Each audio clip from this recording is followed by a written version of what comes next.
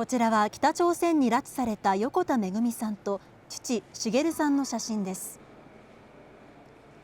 今日から大阪高島屋ではめぐみさんが生まれた1964年から13歳で拉致された1977年まで父滋さんが撮りためた家族写真のほか、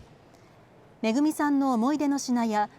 母早紀江さんが描いた絵などが展示されています。会場には神戸市出身の拉致被害者有本恵子さんの姉妹も訪れました。自分のことのように、自分の家族のことのように感じていただいて、拉致の帰国を願っていただきたいと思っています。写真展は来月9日まで開かれています。